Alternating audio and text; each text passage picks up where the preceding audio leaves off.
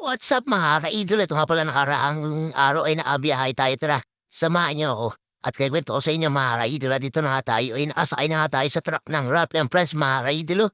At kasamahan natin yung driver natin si Dagul mga ka-idol. Ay, no? Kakawin pa sa video.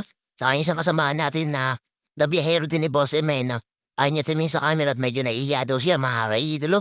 At dito na nga na tayo sa simbahan ng Binangonan mga ka-idol. Ay, no? At tayo nagdasal dyan na patnubayat gabayan tayo sa ating biyahe papuntang Malabon mga kaidolo. At maya-maya lang ay mabuto na tayo stoplight. Dito sa may kalumpang papuntang San Juan mga kaidolo. At dyan nga ay pabidyo-bidyolaan tayo. At dito nga yun, dito mo tayo sa gasoline station para tayo mag-diesel mga kaidolo bago tayo mabiyahe sa Malabon mga kaidolo.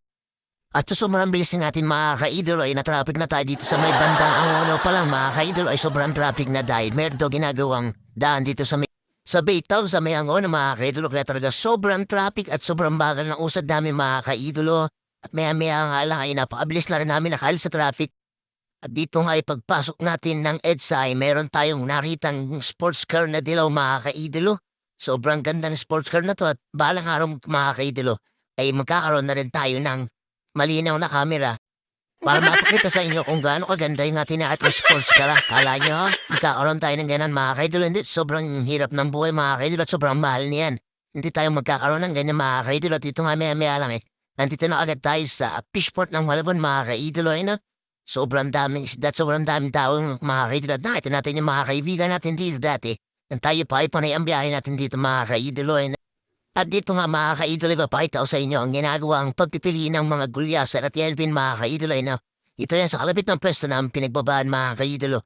Kaya medyo matumal ang isdang tabang natin.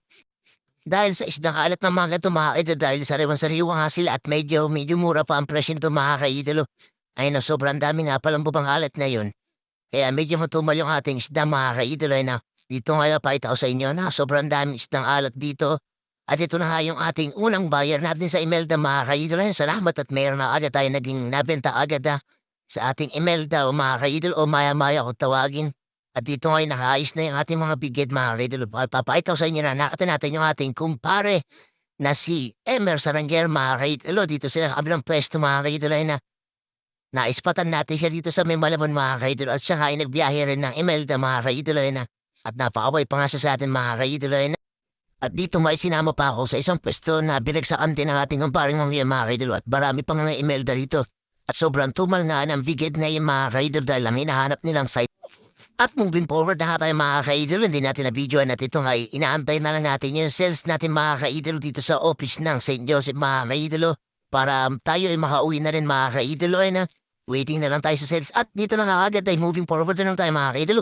Nandito na tayo sa Fishport Binangonan Rizal. At kung gusto niyo yung video to, huwag niyo pong kalimutan mag-follow, like, and share. Salamat po. God bless po sa atin lahat.